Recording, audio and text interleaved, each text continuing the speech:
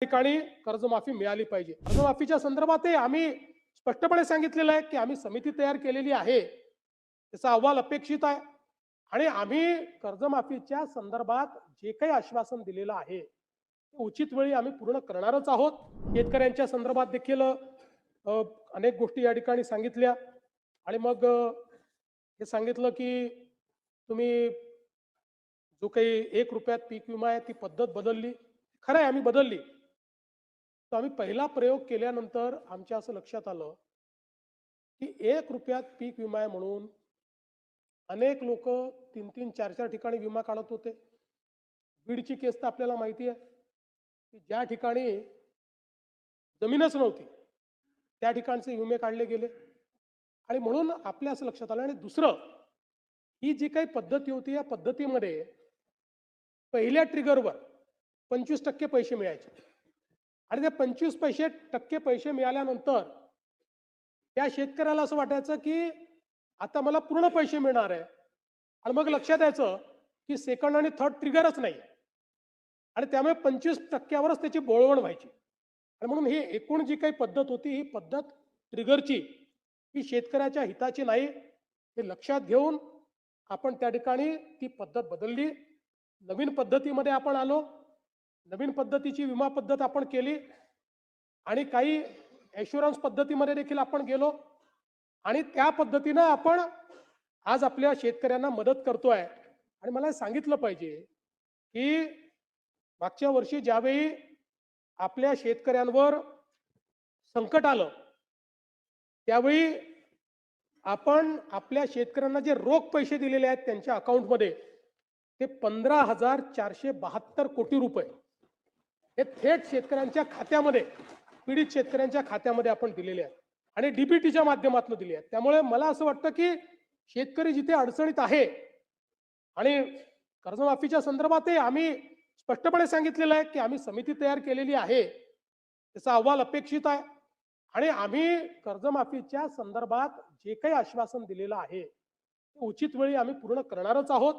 त्या संदर्भात आमचा प्रयत्न असा आहे की आपण ही कर्जमाफी देत असताना मागच्या अनेक कर्जमाफ्यांमध्ये जे आपल्या लक्षात आलं की बँका चुकीच्या पद्धतीचे अकाउंट देतात, जुने अकाउंट्स काढून आपल्याकडनं पैसे घेऊन घेतात. आता आपण ॲग्रीस्टॅक म्हणजे 100% शेतकऱ्यांचं आपण त्या ठिकाणी नोंदणी, त्यांच्या जमिनीची नोंदणी, त्यांच्या सातबाराचा सगळा अहवाल अशा पद्धतीनं आपण एक शेतीचा डिजिटल रेकॉर्ड तयार केलेला आहे.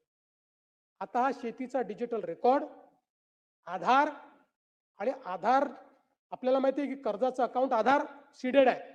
अशा सगळ्या गोष्टी एकत्रित घेऊन आपल्याला या सगळ्याचा विचार करावा लागेल जेणेकरून जो खरा गरजू आहे त्याला त्या ठिकाणी कर्जमाफी मिळाली पाहिजे. आपल्याला माहिती आहे की मोठ्या प्रमाणात आपण त्या ठिकाणी मका खरेदीमध्ये आपलं टार्गेट वाढवून दिलेलं आहे. आपला प्रयत्न आता धान खरेदीची टार्गेट आपण वाढवून घेतो, त्याही संदर्भात आपलं बोलणं चाललेलं आहे. एक प्रश्न विचारला की तुम्ही मागेल त्याला कृषी पंपाची घोषणा केली होती, किती लोकांना पंप दिले? मला सांगताना आनंद वाटतो की आतापर्यंत जी मागणी आलेली आहे त्या मागणीपैकी 85% लोकांना पंप ऑलरेडी आपण देऊन टाकले. आणि साधारणपणे आपल्याला माहिती आहे पूर्वीच्या काळात एकदा पैसे भरले की 2-2, 3-3 वर्ष पंप मिळत नव्हते.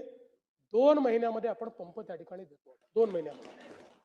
आणि आता आपली गती किती आहे तर आपण जर विचार केला तर 2004 ते 2019 15 वर्षाचा कालावधी आपण जर बघितला तर त्या 15 वर्षाच्या कालावधीमध्ये आपण 14,74,000 पंप बसवले. 14,74,000 15 वर्षाच्या कालावधीत.